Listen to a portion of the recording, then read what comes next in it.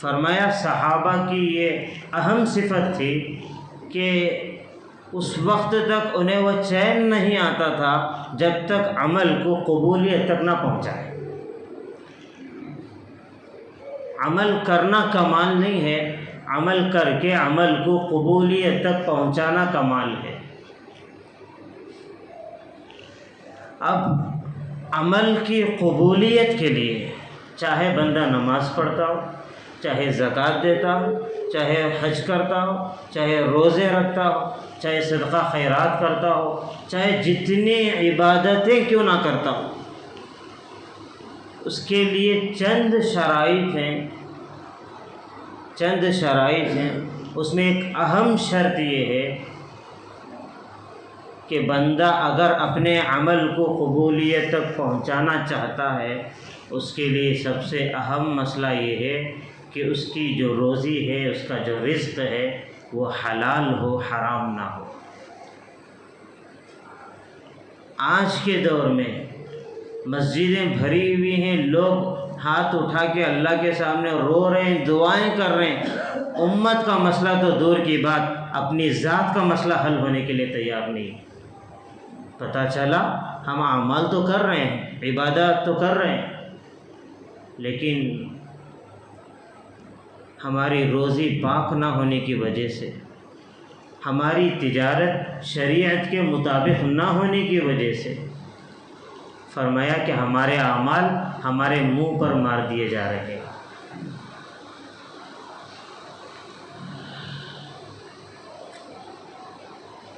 قرآن کریم میں اور احادیث میں سخت تاکید کے ساتھ یہ بات بتائی گئی ہے کہ اپنی روزی کو پاکیزہ رکھو، اپنی روزی کو پاکیزہ رکھو۔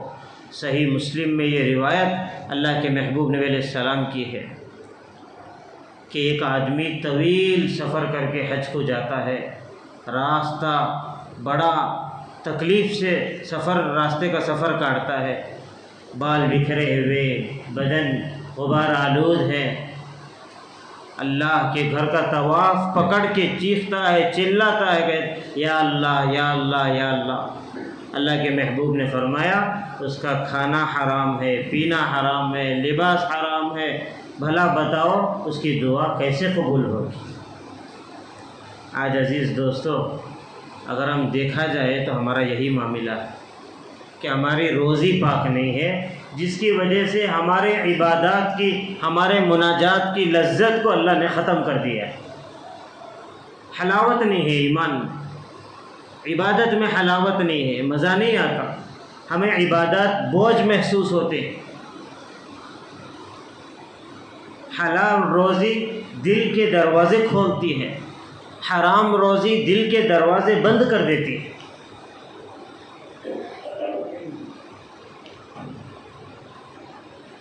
یا ایھا الذین آمنوا کلوا من طیبات ما رزقناکم۔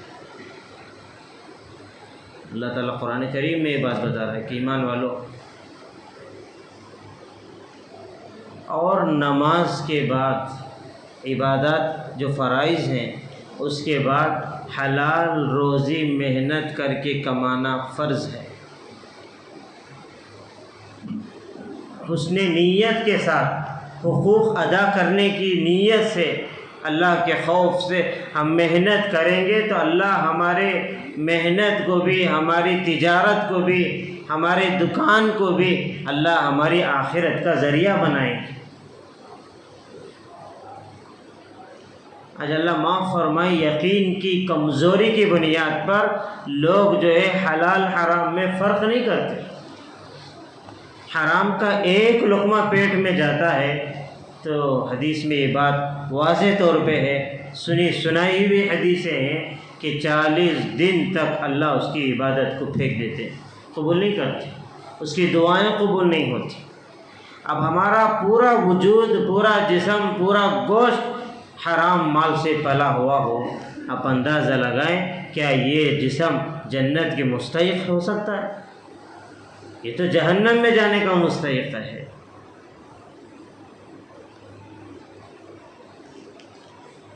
صحابہ کرام رضی اللہ عنہ کی آپ سیرت اٹھائیں، اتنا ڈرتے تھے، اتنا خوف کھاتے تھے۔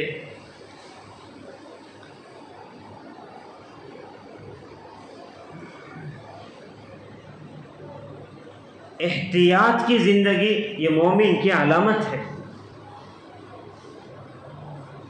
یہ یقین بٹھا لیں کہ روزی ہماری محنت سے نہیں بلکہ روزی تو اللہ کی طرف سے ملتی ہے۔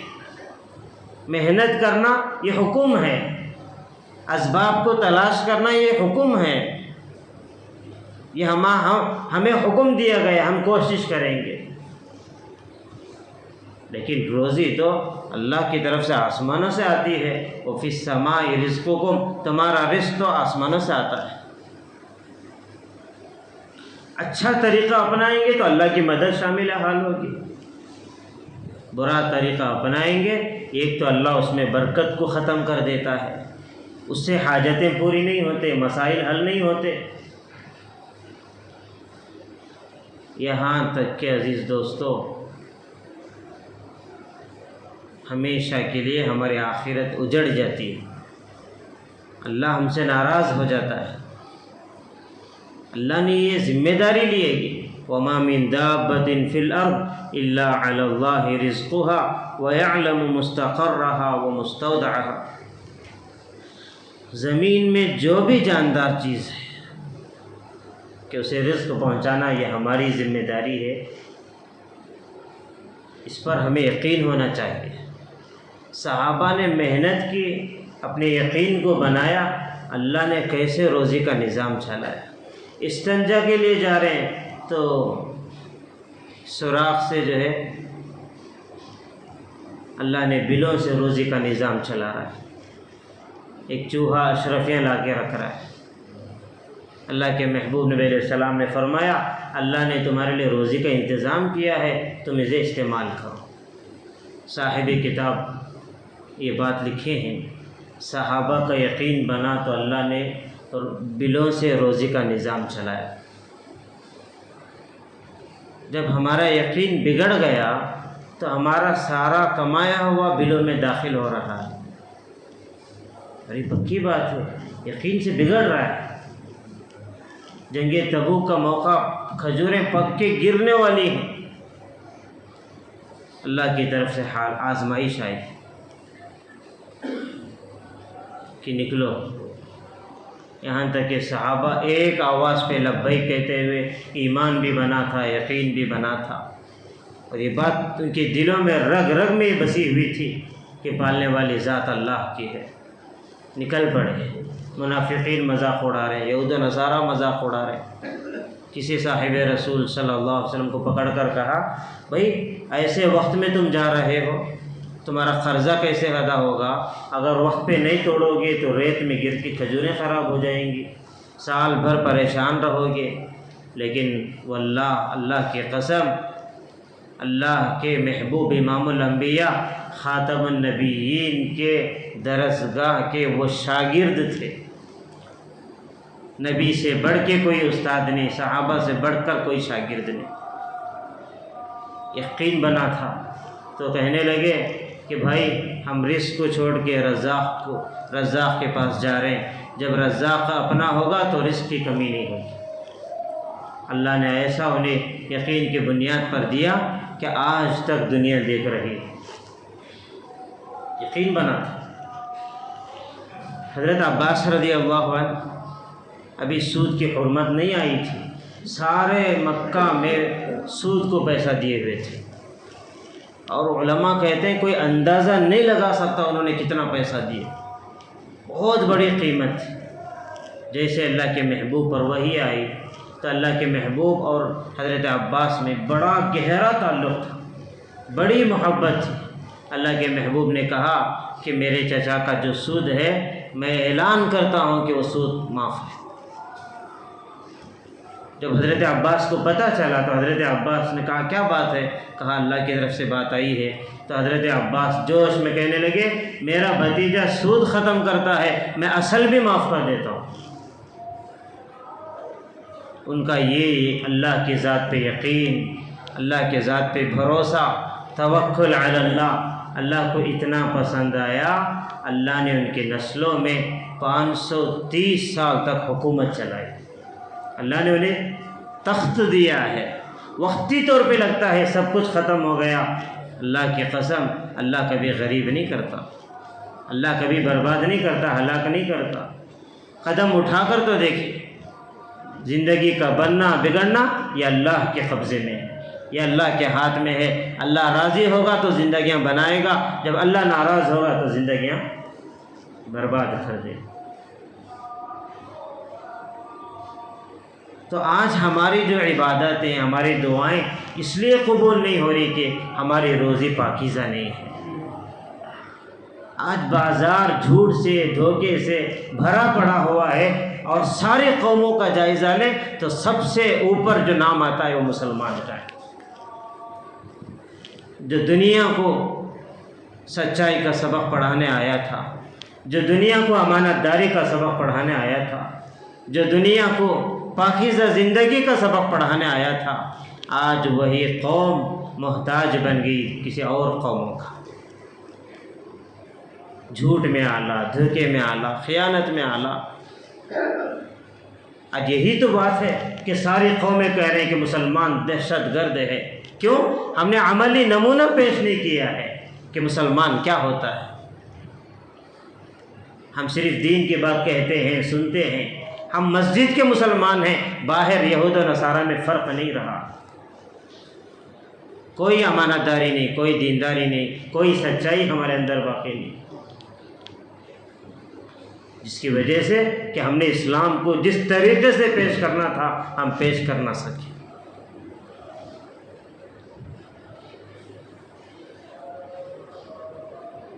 اپنے لوگ آ کے بار بار کہتے ہیں کہ ہمارے اولاد کے لیے ہم نے کتنی دعائیں کر رہے ہیں، کبھی ان غلطیوں پہ تھوڑا غور تو کریں۔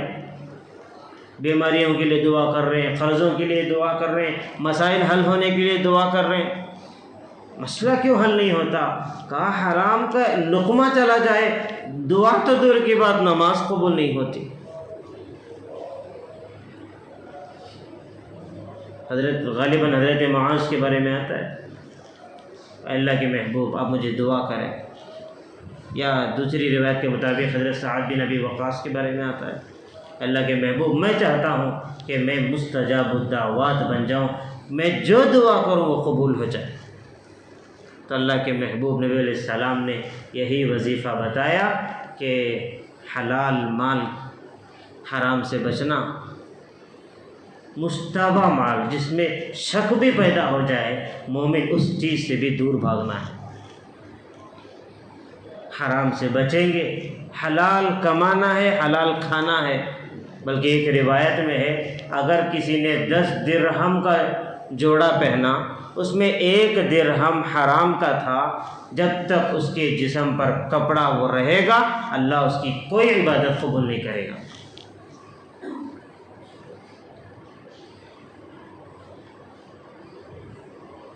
اب مال کیسے حرام ہو جاتا ہے؟ اس کی بہت ساری شکلیں صورتیں ہیں، بیان کروں تو شاید ہی کافی وقت لگ جائے۔ اگر ہم کسی اپنے مالک کے پاس کام کر رہے ہیں، یہ بات یاد رکھنا، صرف تاجر لوگ تجارت میں دھوکہ دیں صرف یہی حرام نہیں ہے۔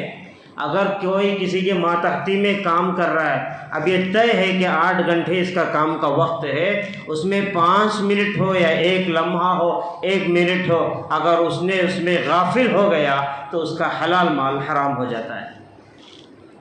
وقت یہ امانت ہے، ہاں نہیں ہو رہا ہے تو پہلے بیٹھ کر بات کر لیں، آپس میں طے کر لیں، طے ہونے کے بعد کمی پیشی ہو گئی اللہ کے ہاں گریبان پکڑا جائے گا۔ تو اسی لیے کہتے ہیں صحابہ کی سیرت پڑھیں۔ ایک صحابی رسول صلی اللہ علیہ وسلم کا نکاح ہوا تو گھر میں ایسا فاقہ تھا کہ وقت کی روٹی بھی میسر نہیں، رات کو میاں بیوی، شوہر اور بیوی بھوک کی حالت میں سو رہے۔ اب یہ صحابی کے اندر ایک شرم کہ بھائی میری بیوی کیا سمجھ رہی ہوگی، کہ یہ کیسا آدمی ہے، کھانے کے لیے روٹی کے تک انتظام نہیں ہے۔ اندر سے ایک عجیب سی کیفیت پیدا ہو رہی تھی۔ تو انہوں نے اہلیہ نے محسوس کیا تو کہا اتنے سالوں سے اللہ نے کھلایا ہے، ایک رات اللہ یہ دیکھنا چاہتا ہے ہمیں بھوک کی حالت میں، تو اس میں کون سی شکایت کی بات ہے؟ جس چیز پہ اللہ راضی ہے کہ ہم بھی اس چیز پہ راضی ہیں۔ تو شوہر بھی اور بیوی بھی وہ رات بھوکے سو گئے۔ جیسے ہی صبح ہوئی تو صحابہ رسول صلی اللہ علیہ وسلم کہتے ہیں میں نے دل میں ارادہ کیا آج ضرور کچھ کما کر لاؤں۔ دیکھیں یہ بات یاد رکھنا، جب بھی کوئی نیکی کا یا عمل کی نیت کا ٹھان لیتے ہیں کہ دل میں عزم کر لیتے ہیں، اسی وقت اللہ بھی آزمانے کے لیے تیار ہو جاتا ہے اور شیطان بھی اس عزم کو توڑنے کے لیے تیار کھڑا رہتا ہے۔ ہم نے اگر کسی چیز پر عزم کیا، فیصلہ کیا مجھے آج سے کسی حال میں نماز نہیں چھوڑنی ہے، تو اس ارادے کے ساتھ شیطان بھی یہ ارادہ ضرور کرتا ہے آج کے بعد میں بھی اپنی کوشش بڑھاؤں گا تجھے کیسے نماز چھڑوانا ہے۔ یہ دستور ہے، اس لیے آپ شاید تجربہ ہوگا، جب بھی ہم عزم کرتے ہیں تو بڑی شدت کے ساتھ اس کا معاملہ سامنے آتا ہے۔ تو بہرحال وہ صحابہ رسول صلی اللہ علیہ وسلم فرماتے ہیں صبح کو میں نے یہ نیت کی اور اپنی بیوی سے بھی کہا فکر نہ کرنا آج میں ضرور کچھ لے کر آؤں۔ جب یہ صحابی گھر کے باہر نکلے تو ان کے اہلیہ نے مسکراتے ہوئے انداز میں، خوشی کے انداز میں دروازے تک آئی، دعا دیتے ہوئے رخصت کیا۔ اور یہ صحیح طریقہ ہے جو ہمارے ماں اور بہنیں کو اس کا علم ہونا چاہیے۔ گھروں میں تعلیم کریں گے، دین کی باتیں کریں گے تو یہ باتیں ان کو سمجھ میں آئیں گی، ورنہ آج اگر دیکھا جائے کوئی گھر الا ماشاء اللہ کے علاوہ ایسا نہیں ہے جس گھر میں عورت ناشکری کے الفاظ نہ کہتی، اور جس گھر میں ناشکری کے الفاظ نکلتے ہیں وہاں اللہ کے رحمت کے دروازے بند ہو جاتے ہیں۔ اور یہ خاص مردوں کے بالمقابل عورتوں میں یہ صفت زیادہ پائی جاتی ہے۔ ناشکری بالکل اللہ کو پسند نہیں ہے، اللہ سخت ناراض ہوتے ہیں، نعمتیں اللہ چھین لیتے ہیں۔ تو یہ صحابہ تھا، وہ دور ہی بڑا عجیب نرالا دور تھا، عجیب غریب دور۔ مرد کا دل بھی اللہ سے جڑا، عورت کا دل بھی اللہ سے جڑا، آخرت کو مقصد منزل بنا کے زندگیاں گزارنے والے، دعا دیتے ہوئے، مسکراتے ہوئے، رات کی بھوکی پیٹ کمر سے لگا ہوا ہے۔ یہ صحابی گئے، ایک ایک کے پاس جا کے کہہ رہے ہیں کچھ کام ہے، کچھ کام ہے۔ یہاں یہ بات بھی میں بتا دوں، صحابی سے بڑھ کر کس کا تعلق اللہ سے ہو سکتا ہے؟ چاہتے تو کہہ دیتے کھلانے والا اللہ ہے، لیکن یاد رکھنا کھلانے والا ضرور اللہ ہے، لیکن تسبیح لے کر اگر بیٹھ جائیں یہ شریعت کا طریقہ نہیں ہے۔ محنت، مجاہدہ، کوششیں کرنا یہ ہماری ذمہ داری ہے، پھر یقین اللہ پہ کرنا ہے۔ صحابہ سے بڑھ کے کس کا یقین ہو سکتا ہے؟ اب یہ صحابی ایک ایک کے پاس جا رہے ہیں، کام پوچھ رہے ہیں، بھائی کچھ کام ہے، کچھ کام ہے، کچھ کام ہے، یہاں تک کہ اللہ کو بھی مزہ آ رہا تھا ان کا تڑپنا، ان کا دکھ، ان کا غم۔ اللہ نے بھی ٹھان لی کہ میرے اس پیارے بندے کو مجھے آزمانا ہے، لیکن اللہ کا کرنا ایسا ہوا شام کا سورج غروب ہو گیا لیکن کہیں ان کو کوئی کام نہیں ملا۔ اب قدم ڈگمگا رہے ہیں، قدم گھر کی طرف بڑھانے کے لیے تیار نہیں۔ مسجد میں گئے، روئے، اللہ کیا چہرہ لے کے گھر جاؤں، تیری بندی کل رات میں بھی بھوکی ہے، لیکن گھر کو جائے بغیر کوئی چارہ بھی نہیں ہے، عورت پریشان ہو جائے گی۔ ڈرتے ڈرتے، شرماتے شرماتے گھر کی طرف قدم بڑھائے تو ان کی جو اہلیہ تھی وہ بڑی فراست والی، محسوس کیا شاید آج بھی کچھ نہیں ملا ہوگا۔ کہا کہ بھئی اس میں پریشان ہونے کی کیا بات ہے، اللہ ہمیں آج بھی بھوکا دیکھنا چاہتا ہے، آج بھی ہم اللہ سے راضی ہیں۔ ان کی یہ الفاظ سن کے صحابی کا دل باغ باغ ہو گیا، کیسے اللہ کی بندی ہے، کیسا ایمان، کیسا اللہ کا تعلق۔ دوسری رات ہے جو شوہر اور بیوی بھوک کی حالت میں سو رہے ہیں۔ اب ہم یقین سے کہہ سکتے ہیں جب سے پیدا ہوئے شاید ہی 2 رات ہمیں کبھی ایسے نہیں گزرے جو ہم نے کچھ نہ کھایا ہو۔ حالانکہ نعمتیں کھانے کا اگر حق اگر کسی کا تھا تو ان لوگوں کا تھا، لیکن اللہ نے ہمیں گناہوں کے باوجود کھلاتا ہے، پلاتا ہے، نعمتوں کی بارش اللہ نے برسائی ہے۔ اگر ہم نے نعمتوں کو اللہ کے رضا کا ذریعہ نہیں بنائیں گے تو ہم سے بڑھ کے بدقسمت اور کون ہو سکتے ہیں۔ تیسرے دن جیسا ہی صبح ہوئی تو وہ صحابی نے یہ عزم کر لیا کہ آج تو کسی حال میں خالی ہاتھ آنا نہیں ہے۔ جب گھر سے نکل رہے تو پھر وہ صحابیہ کا وہی عمل، دروازے تک آئی، دعا دیتے ہوئے، مسکراتے ہوئے، ہمت کے الفاظ کہتے ہوئے رخصت کیا۔ وہ صحابی جیسے ہی 4 قدم آگے بڑھے تو ان کے اہلیہ نے زور سے آواز دی، تھوڑا واپس آ جائیں، کچھ بات کرنی ہے۔